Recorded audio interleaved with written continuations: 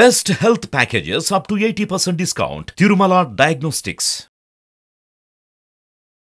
గోధూళి ధూసరిత కోమల గోపవేశం గోపాల బాలక శతైరనుగమ్యమానం సాయంతనే ప్రతిగృహం పశుబంధనార్థం గచ్చంతమచ్యుత శిశుం ప్రణతోస్మి నిత్యం.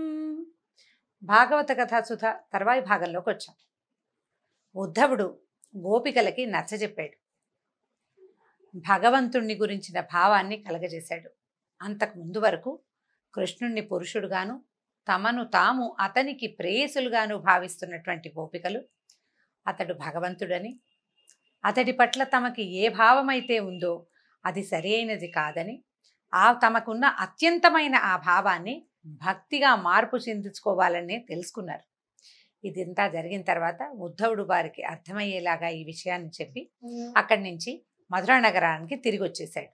ఈ తిరిగి వచ్చిన ఆ పరివర్తనకి కారణమైన ఉద్ధవుడికి మనసా వాచా నమస్కరించారు గోపికలు. తిరిగి వచ్చిన తర్వాత కాలంలో వ్రజంలో ఉన్ననాళ్ళు తమతో కృష్ణుడు ఎలా ఉన్నాడో, కృష్ణుడి తాలూకు చేష్టలని, అతని యొక్క బాల్యం యొక్క విశేషాలని తలుచుకుంటూ నందవ్రజంలో ఉన్నవాళ్ళు నిరంతరము సంతోషంతో ఓలలాడుతూ ఉండేవారట. ఉద్ధవుడు తిరిగి వచ్చిన తర్వాత కృష్ణుడు తను ఎవరెవరికి ఏమేమి మాటలు ఇచ్చాడో ఆ మాటలన్నీ జ్ఞాపకం చేసుకున్నాడు. కంసుడి నగరానికి అంటే మధురా నగరానికి వచ్చినప్పుడు మధురా నగర దర్శనం చేస్తుండగా కుబ్జకి ఇచ్చిన మాట ప్రకారం త్రివక్ర అయిన కుబ్జని సౌందర్యవతిగా మార్చినప్పుడు ఆమె మా ఇంటికి రమ్మని అడిగింది. ఆమెకి ఇచ్చిన మాట ప్రకారం ఉద్ధవుడిని తోడు తీసుకుని కుబ్జ తాలూకు ఇంటికి వెళ్ళాడట. కుబ్జకి నగరంలో ఉన్న పరిస్థితులు తెలుసు. అప్పుడు నవయవన మన్మథాకారంలో కనబడిన ఒక గోపాల బాలకుడు ఇప్పుడు రాజుకి పక్కనుండేవాడని, రాజకుమారుడని, అతని వల్లే ఈ రాజ్యం నడుస్తోందని, అతను సాక్షాత్ భగవత్ స్వరూపమని అవన్నీ తెలుసు. తనకిచ్చిన మాట ప్రకారం వస్తాడా రాడా అని అనుకుంటూ ఉండేది. కేవలం సైరంధ్రి అయిన తన ఇంటికి వస్తాడో రాడో అని భావించేది. ఆయన తన ఇంటికి రావడం చూసి సంభ్రమంతో లేచి ఎదురేగి అర్ఘ్యపాద్యాదులు ఇచ్చింది. ఈమె కూడా గోపికల వలె కృష్ణుడితోటి భౌతికంగా ఆయనతోటి కలిసి ఉండాలని భావించింది. భగవంతుణ్ణి కోరవలసిన కోరిక ఏమిటో తెలీదు. ఇది సాధారణంగా మానవుల మనస్తత్వానికి అద్దం పడతారండి ఈ కుబ్జ కానీ గోపికలు కానీ. మనం సుధాముడి సంగతి విన్నాం. అతను నీతో పాటు అంటే నీ పాద సేవ చేసే భాగ్యమే నాకు కావాలి, నీ పాదాలని సేవించే వాళ్ళతో చెలిమే కావాలి, నిరంతరము నీ ధ్యానమే కావాలి అని అడిగాడు. భక్తుల లక్షణం అది. మానవ లక్షణం ఏంటంటే తాత్కాలిక ప్రయోజనాల కోసం చూడడమే మానవుల యొక్క మనస్తత్వం. శాశ్వత ప్రయోజనము ఇక ఇహానికి కాకుండా పరానికి ఆలోచించడము మానవుల వల్ల కాదు. దానికి చాలా పరిణతి కావాలి. మనం చెప్పుకునే మెచ్యూరిటీ అవసరపడుతుంది. వీళ్ళకి మెచ్యూరిటీ లేదు. ఈ భావంలో ఇక్కడే ఉండిపోతారనమాట. ఈ భావంలో ఉండిపోయిన కుబ్జకి ఆమెకి ఇచ్చిన మాట ప్రకారం ఆమెతోనే కాలక్షేపం చేశాడు. ఆ కృష్ణుడిని ఒక చోట వదిలిపెట్టి హాయిగా కూర్చుని ఆమెతోటి ఉండిపోయాడు. కొద్ది కాలం తర్వాత ఆమెకి ఇచ్చిన మాట నిలబెట్టుకుని అంతఃపురానికి, తన నగరానికి, మందిరానికి వెళ్ళిపోయాడట. తర్వాత ఏం చేశారంటే హస్తినాపురం నుంచి ఎన్నో రకాల వార్తలు వస్తూ ఉండేవి. ఇప్పుడు ఇంతకుముందు కృష్ణుడు ఉన్న ప్రాంతం ఏమిటి? రేపల్లె. అక్కడ ఏముంది? ఆవులు, ఆలమందలు. సాధారణంగా గోపాలక జనమే. వాళ్ళకి పెద్ద హడావిడి హైరానా ఏమీ లేదు. ఆవులను తీసుకెళ్ళటం, మళ్ళీ తేవటం, వాటికి సంతానం కలగటం, పాలు తీసుకోవటం, వెన్న తీసుకోవటం, మజ్జిగ చేసుకోవటం, ఇదే వ్యవహారాలు తప్పిస్తే వాళ్ళకి రాజకీయ వ్యవహారాలు అవి ఏమీ లేవు. కానీ ఇప్పుడు ఉన్నది కృష్ణుడు మధురలో. ఇక్కడ చాలా వ్యవహారాలు ఉన్నాయి. ఈ వ్యవహారాలన్నీ రాజు తరపున కృష్ణుడు బలరాముడే చక్కబెట్టేవాళ్ళు. నగరంలో జరిగే చిన్న పొన్న తేడాలు, చుట్టుపక్కల రాజ్యాల్లో జరిగే వ్యవహారాలు సమస్తము తెలుసుకోవాలి. రాజకీయ చతురతకి మొదలైందనమాట అంకం ఇక్కడ. అప్పుడు ఏం జరిగింది? హస్తినాపురం నుంచి వస్తున్నటువంటి రకరకాల వార్తలని వింటూ ఉండేవాడు. వాటికి చాలా ఆందోళనగా ఉండేదన్నమాట. అక్కడ ఏం జరుగుతుందో తెలుసుకోవటానికి, తన మేనత్త అయిన కుంతికి ధైర్యం చెప్పడానికి అక్రూరుణ్ణి హస్తినాపురానికి పంపించాలనుకున్నాడు. కుంతీదేవి శ్రీకృష్ణుడికి స్వయానా మేనత్త అని మనం మొదటి భాగంలోనే చెప్పుకున్నాం కదా. అయితే ఇప్పుడు ఆవిడకి ధైర్యం చెప్పడం కోసం అక్రూరుణ్ణి పంపాలి. అందుకని ఏం చేశాడు? బలరాముడిని ఉద్ధవుడిని వెంట పెట్టుకుని అక్రూరుడి దగ్గరికి వెళ్ళాడట. చూసి అక్రూరుడు చాలా సంతోషించాడు. మొదటి రోజున అంటే మధురా నగర ప్రవేశం చేసిన రోజున మా ఇంటికి తర్వాత వస్తానన్నావు, ఇన్నాళ్లకి నా మీదే దయ కలిగింది ఆ ప్రభు అంటూ పాదాలు పట్టుకున్నాడు, కూర్చోబెట్టుకున్నాడు, కాళ్ళు కడిగి ఆ నీటిని నెత్తి మీద చల్లుకున్నాడు. ఎంత ఆనందించాడో, నీ అంతటి వాడివి నా గృహం పావనం చేయటానికి నా దగ్గరకు వచ్చావు, ఇవాల్టితో మా ఇల్లు పుణ్యక్షేత్రం అయిపోయిందన్నాడు. అమ్మయ్య, అమితంగా ఆనందపడ్డాడనమాట. నువ్వే భగవంతుడివి, నువ్వు ఆది ఆద్యంతాలు లేనివాడివి నువ్వు అని అంటే భగవంతుడని తెలుసుకోగలిగాడు. ఎందుకంటే అతను యమునలో సాక్షాత్ భగవత్ స్వరూపాన్ని మాంసనేత్రంతో దర్శించాడు. అతను తెలుసుకోగలిగాడు. దాంతో చాలా బాగా ఆయన్ని భగవంతుడిని ప్రార్థించాడు. అప్పుడు కృష్ణుడు చిరునవ్వుతో తాను వచ్చిన పని చెప్పాడు.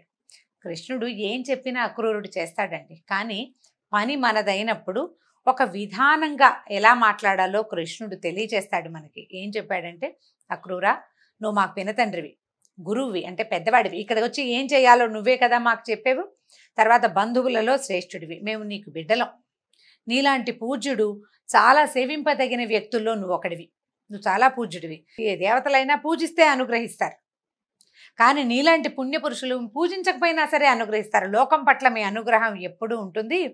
కాబట్టి నువ్వేం చేయాలి, నాకు ఒక చిన్న పని చేసి పెట్టమన్నాడు. నువ్వు సాధు పురుషుడివి, ఎంతో సాధువి, నిన్ను దర్శిస్తేనే పాపాలు పటాపంచలైపోతాయి. పాండురాజు చనిపోయాడు. మా మేనత్త కుంతీదేవి చిన్నపిల్లలైన కుమారులతోటి హస్తినాపురం చేరింది. ధృతరాష్ట్రుడు పిల్లల్ని రక్షిస్తాడని భావించింది, కానీ అతడు తన కొడుక్కి లొంగిపోయాడు, పుత్ర ప్రేమకి లొంగిపోయాడు. పాండవుల పట్ల ప్రేమ జాలి కూడా లేకుండా ప్రవర్తిస్తున్నారని తెలుసుకున్నాం, అలా వింటున్నాం. కాబట్టి నువ్వు హస్తినాపురానికి వెళ్ళు, అక్కడ పరిస్థితి ఏంటో తెలుసుకో. కుంతీదేవి పాండవులు సుఖంగా ఉండేందుకు ప్రయత్నం చేయి. ధృతరాష్ట్రుడు నిజంగానే మనం వింటున్నట్టుగా, అంటే మనం ఏవో రకరకాలు వింటాము, ఆ నోట ఈ నోట చేరేసరికి వార్తలు పెద్దవైపోతాయి, అది నిజమో కాదో తెలుసుకో అని చెప్పాడు. తర్వాత అక్రూరుడు హస్తినికి వెళ్ళడానికి ఏర్పాట్లు చేసుకున్నాడు, వెళ్ళాడు. ఒక రాజ్యానికి వెళ్ళినప్పుడు పద్ధతి ప్రకారం చేయవలసినట్టుగానే ముందు భీష్ముడిని, మహారాజు ధృతరాష్ట్రుడిని, పెద్దవాళ్ళని దర్శించాడనమాట. ఆ తర్వాత విదురుడు, కృపాచార్యుడు, ద్రోణుడు, కర్ణుడు అందరినీ ప్రాధాన్య క్రమంలో, కర్ణుడు అప్పుడు ఉన్నాడో లేడో మరి, ప్రాధాన్య క్రమంలో అంటే ఆ ప్రోటోకాల్ ప్రకారము పెద్ద నుంచి చిన్న దాకా అందరినీ దర్శించాడు. తర్వాత విదురుడితోటి కలిసి వెళ్ళి కుంతీదేవిని పాండవుల్ని కలిశాడు.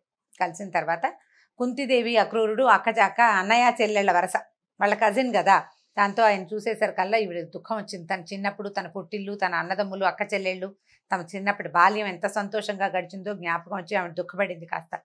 మా వాళ్ళంతా బాగున్నారా, భోజుడు అందకుడు అందరూ కులసాగా ఉన్నారా, వసుదేవుడు వాళ్ళు బాగున్నారా అని అందరిని గురించి అడిగింది అనమాట.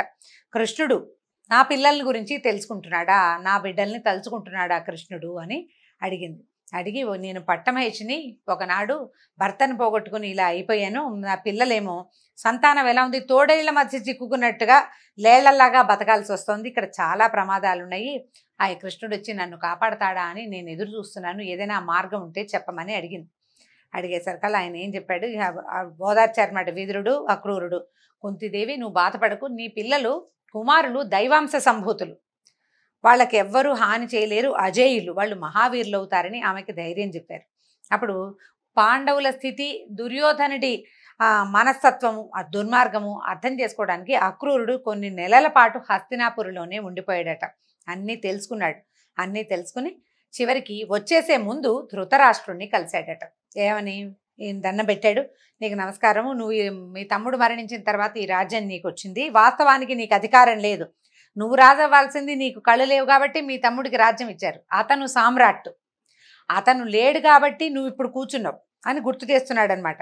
లెక్క ప్రకారం పాండురాజు యొక్క కుమారుడు యుధిష్ఠిరుడు నీ పిల్లల కంటే కూడా పెద్దవాడు కాబట్టి న్యాయం ప్రకారం రాజ్యం రావాల్సింది ధర్మరాజుకి, నువ్వు ఏదో లైన్ ప్రకారం అక్కడ ఇంకో దారి లేదు కాబట్టి రాజు అయ్యావు, ధర్మ మార్గం అవలంబించాలి, అందరినీ సమదృష్టితో చూడాలి అని చెప్పి బోధించాడు. కృష్ణుడు ఏం చెప్పి పంపించాడో అది చెప్పడానికి ప్రయత్నం చేశాడనమాట.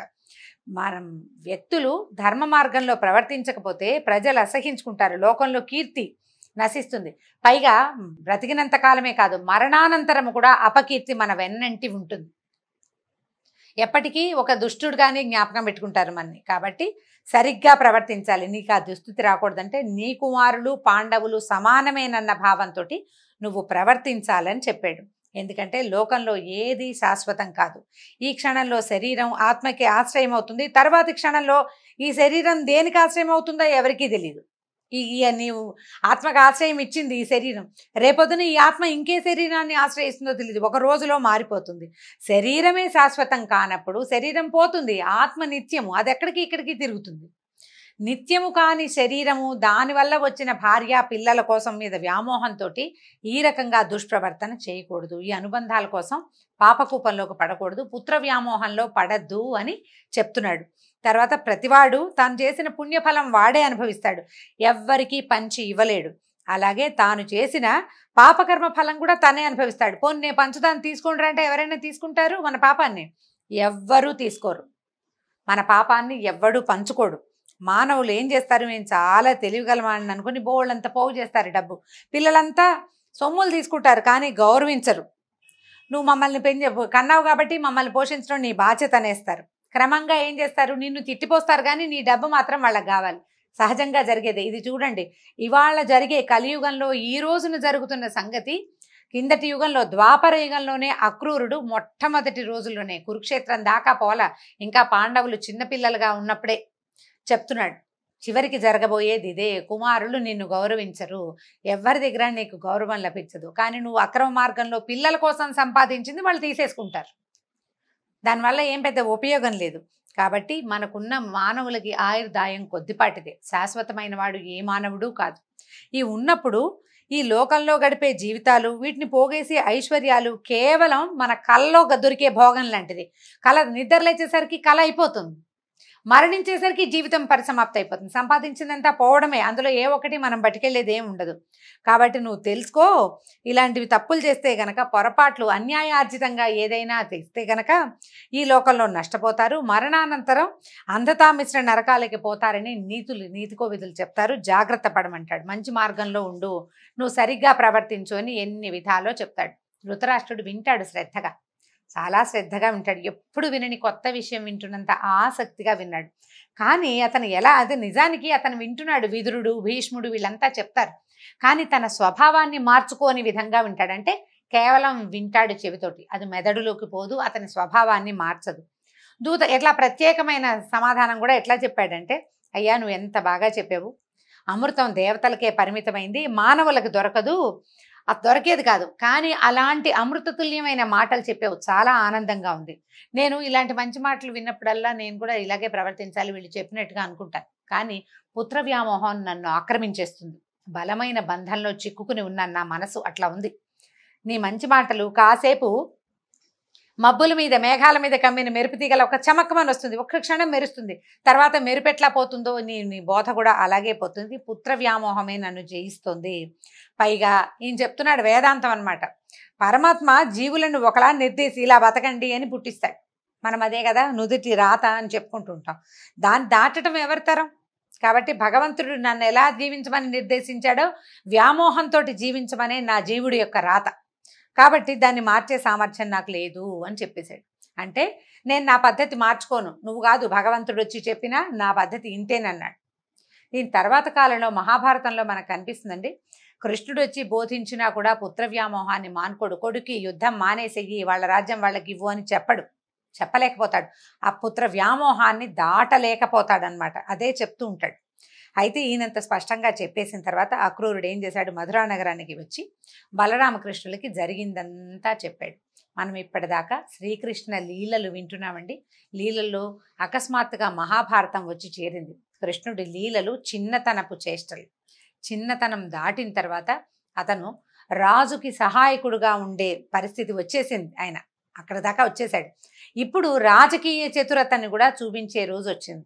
ఇక్కడి నుంచి మరో 2 భాగాల్లోనే మనం సమాప్తం చేయబోతున్నాము. భాగవతపు దశమ స్కంధంలో పూర్వభాగం అయిపోయింది. దీంతో అక్రూరుడు హస్తినాపురం నుంచి తిరిగి రావడంతో పూర్వభాగం అంటే మొదటి భాగం అయిపోయింది దశమ స్కంధంలో. ఉత్తర భాగంలోని కొంత భాగాన్నే మనం ఈ చివరి 2 రోజులు చెప్పుకుంటాం. అంతవరకు సెలవు. నమస్కారం.